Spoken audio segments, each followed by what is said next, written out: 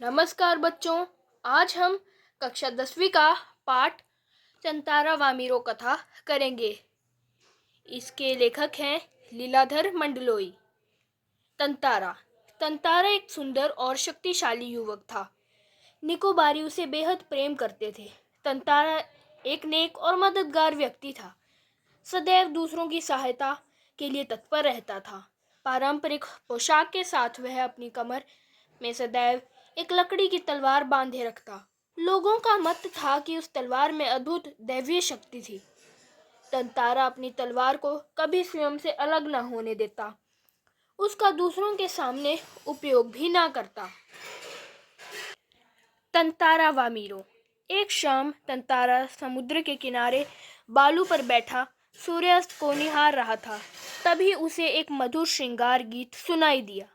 अपनी सुध बुध खोता तंतारा गीत के स्वरों की दशा में बढ़ा।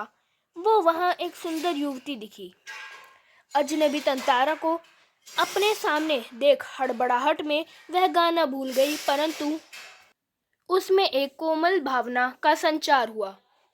वह युवती लपाती गांव की थी। उसका नाम वामीरो था।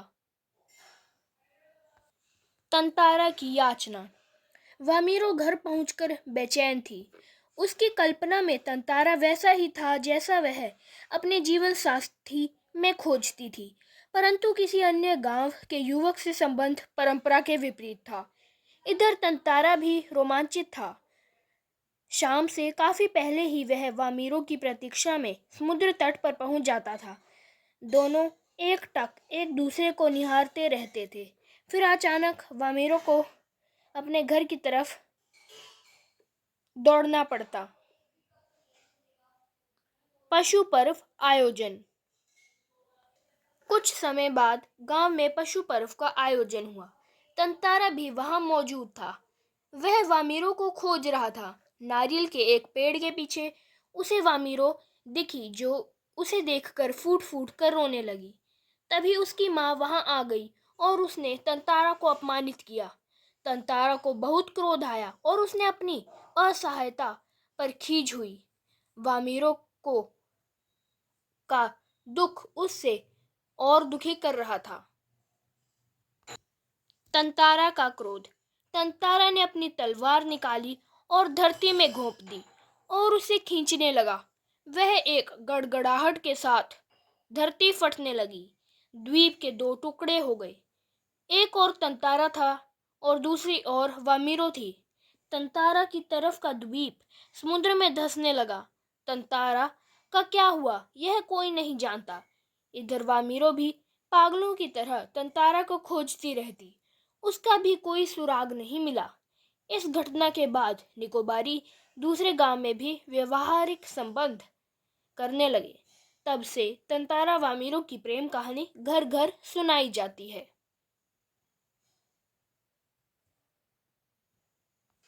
बच्चों, अब हम पाठ तंतारा वामीरो के अतिरिक्त प्रश्न करेंगे। प्रश्न 1। तंतारा के चरित्र की विशेषताओं का वर्णन उदाहरण सहित कीजिए।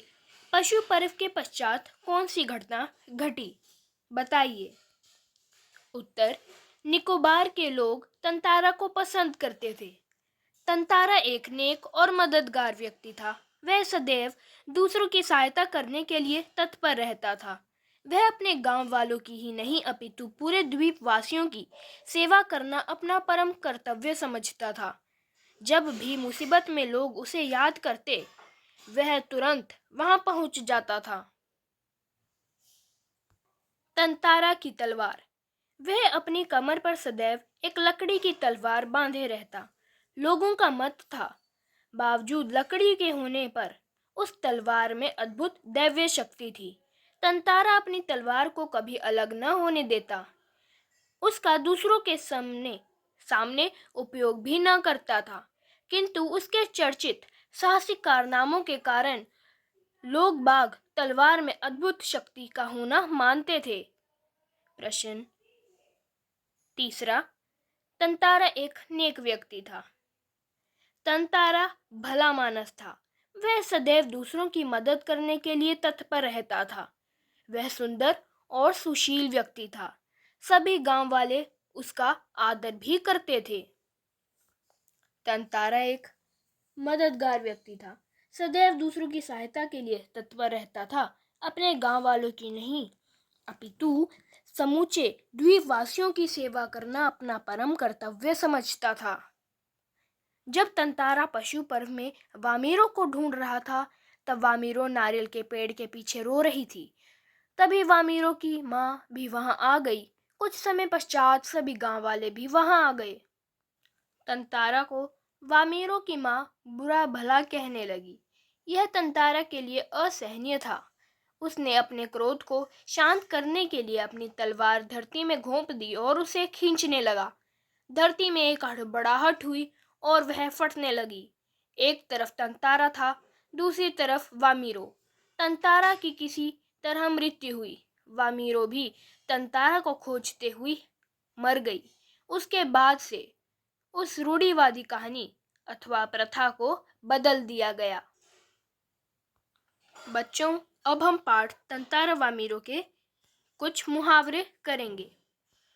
पहला, आंखों में तैरना, मन में प्रकट होना, बाट जोहना, इंतजार करना या प्रतीक्षा करना, राग अलापना, अपनी बात बार बार कहना, सुध बुध खोना, होश खोना या अपने आप में न होना, खुशी का ठिकाना न रहना, प्रसन्न होना, आग बबूला होना, अत्यंत क्रोध से भर उठना, आवाज उठाना, विरोध करना, तंद्रा भंग होना, विचार मग्नता समाप्त होना, झुंझला उठना, चिढ़ जाना, परेशान होना, नजरें दौड़ाना, चारों तरफ देखना, खुशी का ठिकाना न रहना, बहुत प्रसन्न होना,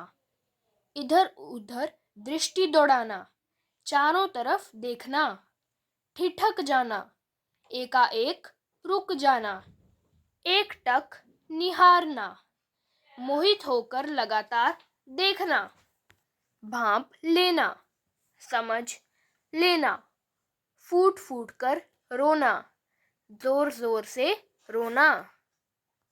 किन